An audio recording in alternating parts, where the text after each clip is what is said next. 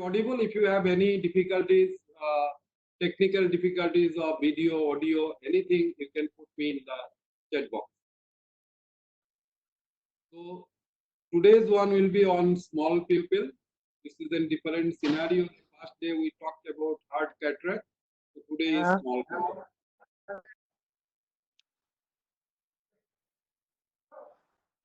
Am I audible, Alcon people? You are audible, sir. We can hear you. You are audible. Thank you. Anything to this? So the first word which I like to keeping in your mind, not visible, no PECO. That may be in terms because of the window of the pupil. This is basic fundamental. For another reason, somehow your microscope switch is out of the way, it is not being focused. So whatever my suggestions in today's topics, the summary will be in one tagline, not visible, not doing anything. I'll stop. By any means, I'll try to dilate it or I'll readjust my microscope so that it becomes visible before carry forward for any step. Another important fundamental is management of intraoperative miosis starts from pre-operative understanding. Few questions really has came, one from Dr. Madhushmita. I like this question that she wrote, in some cases like eyepiece, if in the middle of the surgery the pupil starts constricting, is it mandatory to put iris hooks or pupil dilating device like BHAG3? If so, which is better? So that is the understanding that gives. If it is an eyepiece case, means I have to start thinking, I have to keep my plan B ready while I'll be dealing with this kind of patients of the eyes. Now, just to keep in recapitulation, that inadequate pupil dilatation means may result in an rhexis smaller size than desired. Our desired size is 5.5 millimeter in general. So that leads to compromise in visualization and that enhances the risk for unsafe outcome. So there is a long list for what happens at the time of surgery. It starts from posterior capsular tear to any trauma, bleeding, damage to the endothelium, difficulties in nucleus and cortical removal, difficulty in IOL insertion. Even it may lead to nucleus and IOL drop, one of the dangerous situations which is unexpected in terms of cataract surgery. Post-operatively also, we can estimate if the pupillary dilatation is not adequate, it can lead to starting from striate keratitis to increased inflammation, resulting in cystoid macular edema, even retinal detachment, long-term even capsular changes like phimosis, to deterioration of vision, even IOL decentration. So adequate mydriasis means what? There are some definitions in the books. Yes, what is the small pupil? But if you ask me, my understanding is not about this pupillary size. We should concentrate on today's deliberations. What is the inadequate dilatation and what is the adequate dilatation? Because as my webinar progress, it will give you an understanding that if I give an example, a 4 millimeter pupil may be adequate to a surgeon who can manage a soft cataract in a 45 years adult, which is going right. Even I will share a 7 millimeter dilated pupil in case of floppy iris in 2012. So I'll do it. So adequate mydriasis means I am not going in measuring exactly this is 4 millimeter, 5 millimeter, 6 millimeter. At least it should be as large as the size of the CC. Now, our desired CCC size, we said it should be less than 6 millimeter, but should not be less than 5 mm or 4.75 mm, because we know from our understanding a large small rexis also it has its own limitations in complicating the outcome. Also, we have to understand while we will be using these devices, especially this iris hook, that what is the perimeter of a square and what is the perimeter of a circle. So I put forward two diagrams to understanding better that the perimeter of square is always bigger than the perimeter of a circle. So core midrus is not a purely a geometrical issue. Why? Because that gives a really good indicator in the preoperative phase when I check the patient into the OPD. Various systemic as well as local comorbidity. Like for example, that jonular pathology, blood aqueous barrier disruptions, IOP spike, means fluctuations in the eye, I should suspect.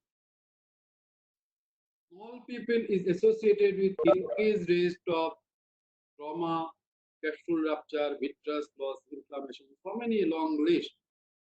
That's why we give importance on preoperative analysis, understanding of inadequate pupillary dilatation. On a lighter note, large peoples make good surgeons great, small peoples make good surgeons anxious.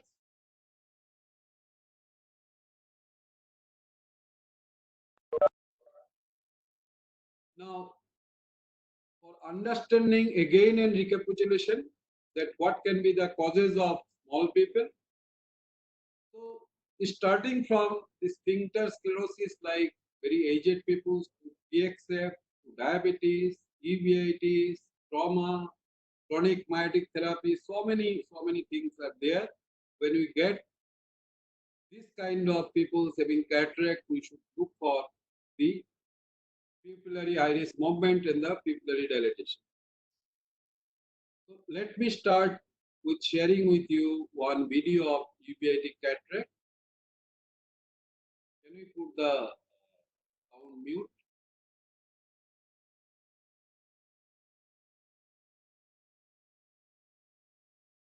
Yes, sir. I need to be sound mute. Is it mute?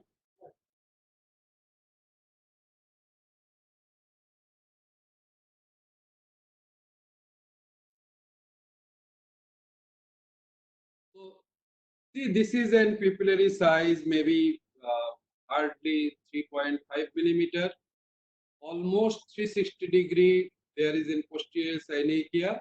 Here it is in small gap. So there are various options how we can deal with, but I'll be happy from today's demonstration. What I am practicing for last 2 years,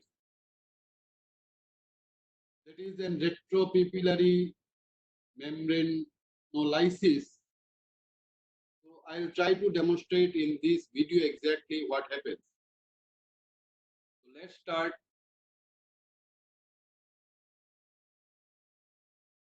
After the incision is made,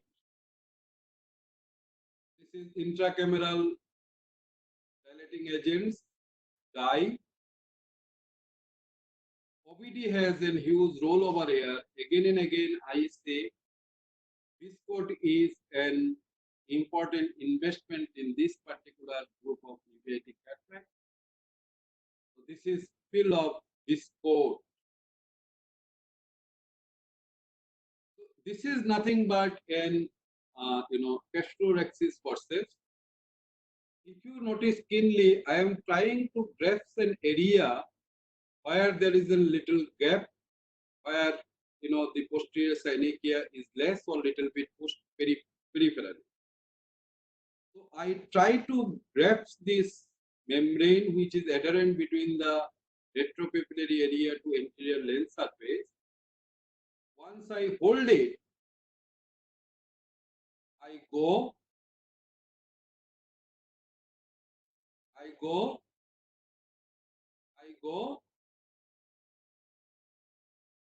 It's an edited video. But I should give you an precaution. For each single case, I spend 2 viscose for each case, because after each movement I inject some of the viscose and I go forward with it, keeping in mind that force should not be such into the opposite direction, because in one of the case I faced iridodialysis, right, in the root. So if I go again, you can say I'm putting viscose. You can see the membrane is filled up.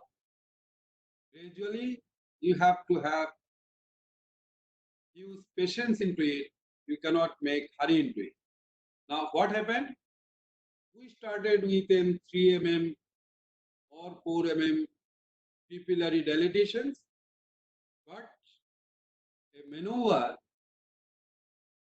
we taken out an adherent membrane between the posterior part of the iris margin and the anterior surface of the lens, and iris became free. So it turned out to be 6 to 7 millimeter pupillary dilatation. So now it is easier to remove the cataract, but my point is not limited here only. Why? I shall tell you. Now you can understand this is very easy.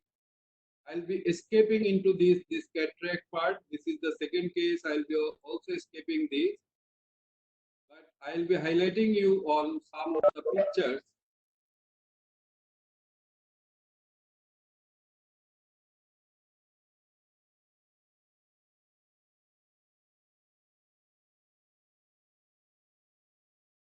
Yes.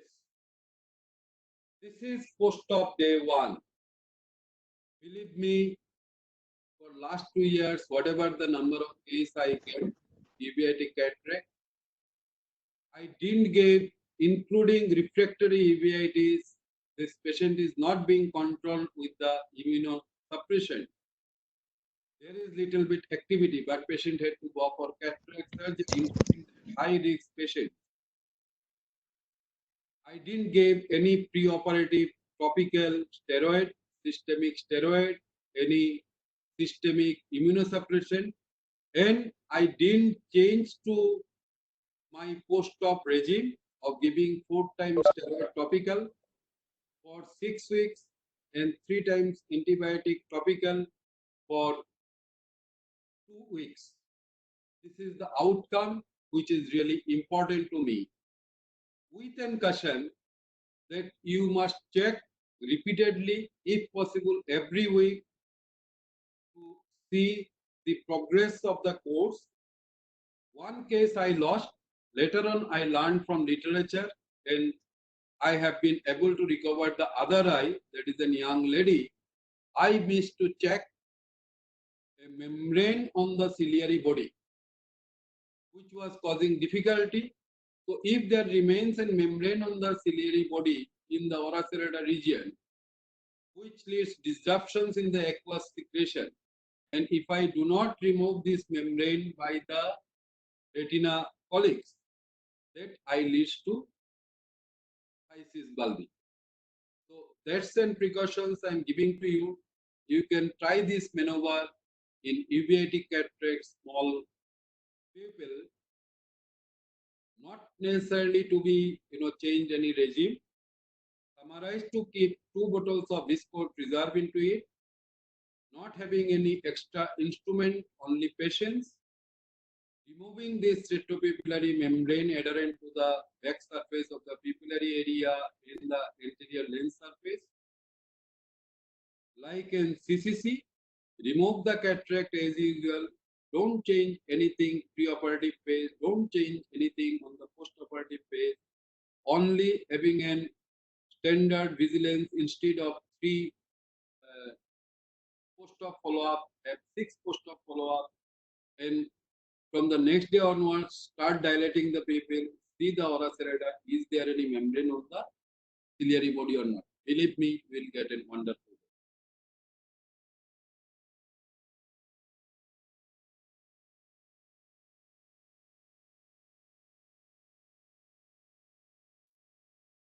Now, another group is coming that is called floppy iris. I don't know about in the periphery, the people who are joining, but in my practice, I do get around 10% of cataract having this floppy iris syndrome because I don't know for any reason or other in the city itself, our physicians loves to write, this alpha agonist comes by different names, these anti-prostate medicines. And we know the triad of iris billowing, iris prolapse, and progressive pupillary constriction. So,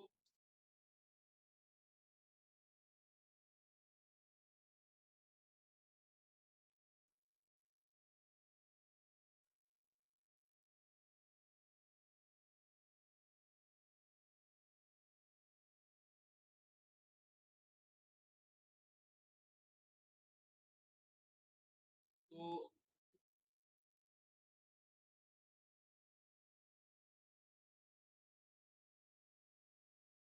so before starting the case, I'll remind you three principles in floppy iris syndrome. One is regarding using your parameters. Again and again, I said low, how much low.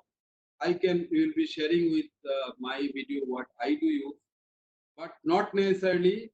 The intention of flow parameters is nothing but making the turbulence inside the eye is very minimal so that the fluid doesn't get entrapped behind the iris.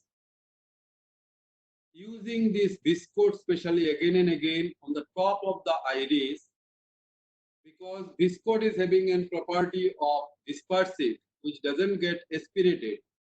And if my aspiration in the phacotype is very less from 15, 18, 19, 20, I have to keep in mind that viscode pushes the iris back. And even after, while the process is going on, if the viscode amount on the surface of the iris gets somehow minimized, I again repeat this viscode onto it. And if I require in between, I remember this Madhusmita Borua's query, the plan B is ready. In my case, I use, honestly speaking, iris soap with certain condition. So let's check this case. So you can see the viscode is being given, starting in average rexis.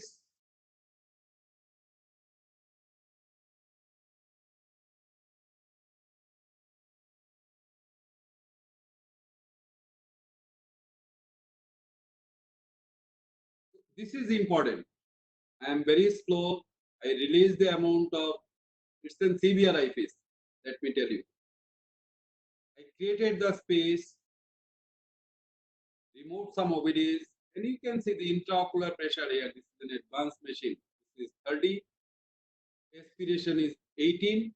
I am doing trenching, but you can see the scenario of the anterior chamber and the fluctuations. Don't concentrate on what is going over here on the tip. Concentrate on the iris, the pupil, and the movement inside the eye, this aspiration, the fluctuation, which is really important. Hardly the maximum aspiration is 18. Did 6, 8 pieces.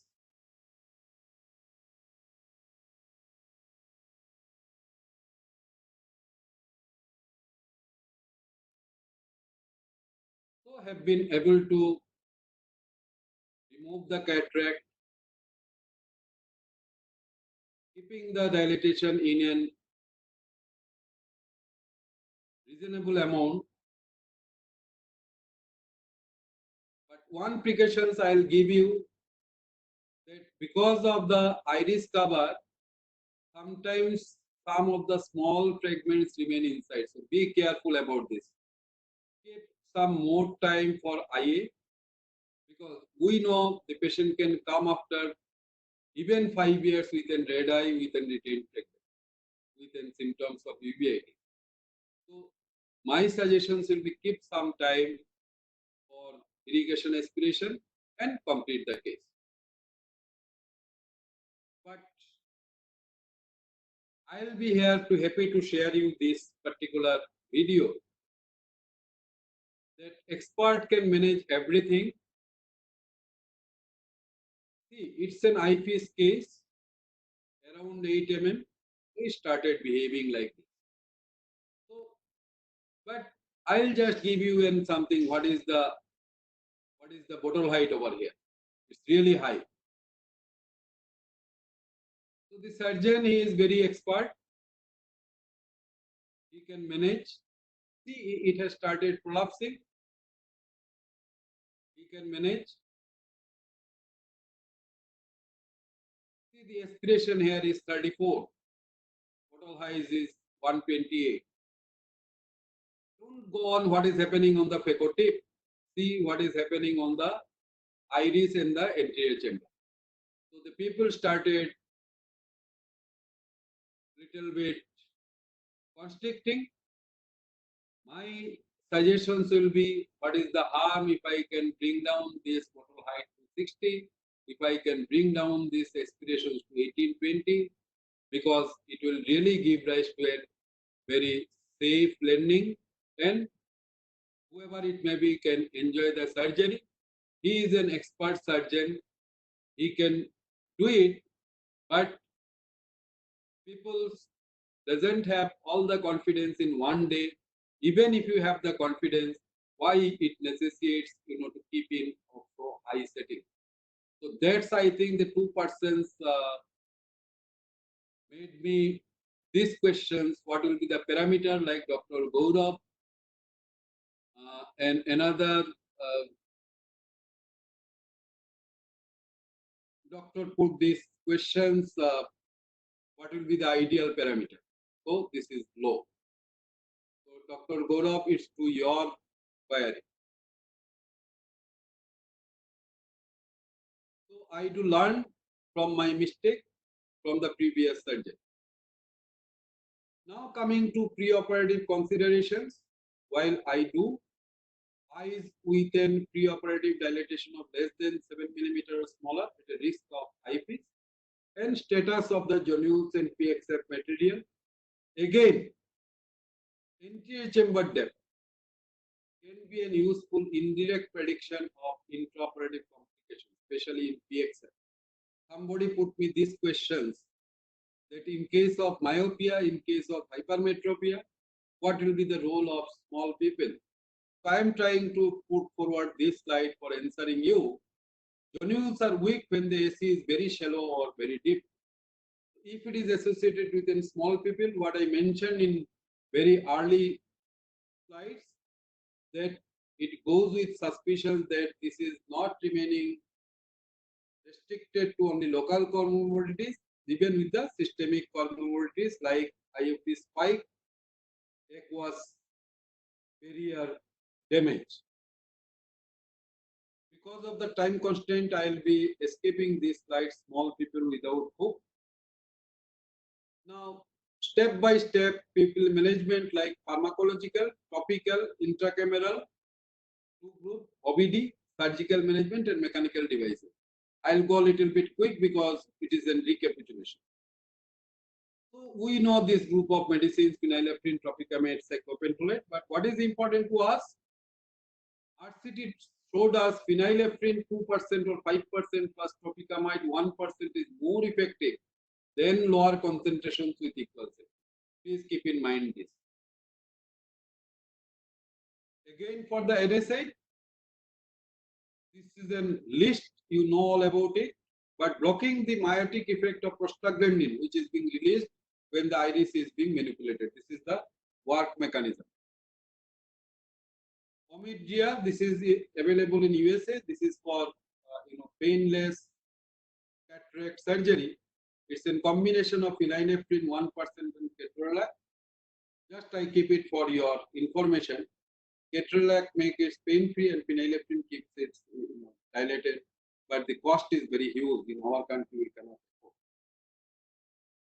Now, coming to fundamentals of intracameral drug delivery, guarantee the compliance, allows precise doses, avoid topical toxicity because it doesn't have that much of systemic absorption like phenylephrine, etc.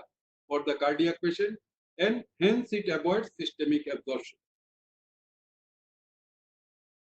That another advantage, the rapid mydriasis. I use adrenaline in so many talks. I have used what is the concentration, how do we prepare, and how do we use in mass.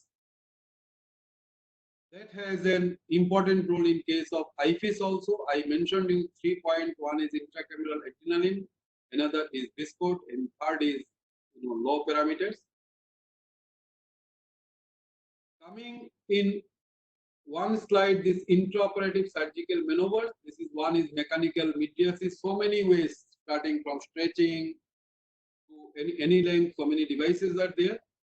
Viscomydriasis. This is again by OBD. I told you, I shown you in terms of floppy iris, in terms of uveitic cataract. So this is being explained. In terms of surgical techniques, there are so many. I have enlisted only 2, 3. Synecholysis, membranectomy. Best one I have demonstrated, the retropupillary membrane peeling. Now, my interest will be here. The iris hook after doing NCCC. It's a good case. I thought I would be able to manage around 7 millimeter rhexis. It's a white mature cataract. I tried the surgery, started the surgery. Things are within well controlled. Rhexis is going well. But gradually when we started removing, making the piece, it was blended into this size. Now what to do?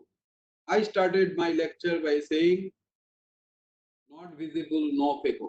So I don't hesitate to go for putting the iris hook in this step. Now people say so many questions. Where to put the hooks? How to put the hooks? Is it possible to stain? Even after doing some, yes, it is possible to stain. If I get time, if you have query, I'll tell you how to go for staining. You have to remove all the OBDs, or even with the OBDs, you can make an water layer in between the OBD and the lens surface. And if you give stain, it gets stained. It's possible. Here, someone asked me how many hooks. Usually 4, but you can go for 5. Where the location is, this is in the limbal area. What is the direction? This is at the iris plane.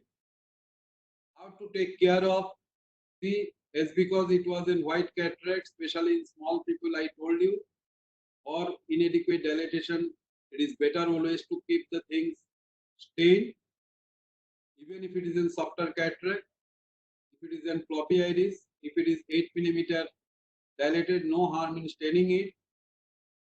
So I am very careful so that the capsule doesn't get entrapped.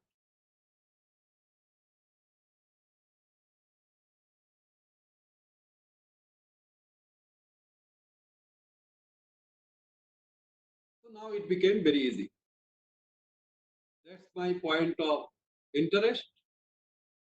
Next, another slide, I'll be coming into you that even after cataract removal, there is no harm in using an CCC. This is a routine cataract. Everything went fine. I am just escaping this. Everything went fine. IA also fine.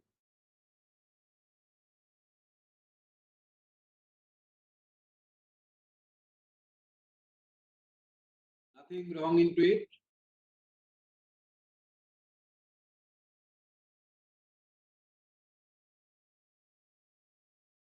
well dilated. This is in 3-piece IOL, but it happened to single piece also. I am very slow in gradual delivering, but something happened. You see what happened. Some or other, it broken the posterior capsule. Now what to do? My point is here again I start. I can't see this plexus margin well. I can't see this haptics well. So nobody has prevented me putting in capsule hook and to make this aperture big one. So I made 4 opening. I put hook one by one.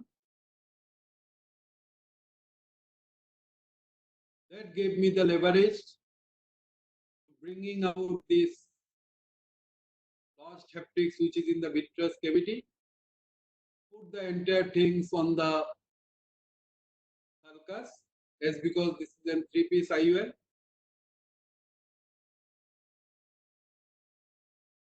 First I retrieved, see I have retrieved it from the vitreous space, bringing so easily on the sulcus.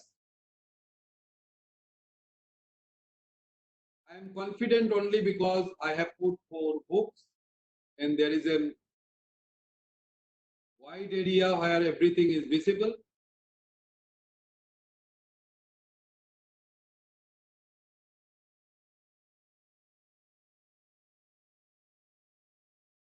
Or die, whatever, good outcome.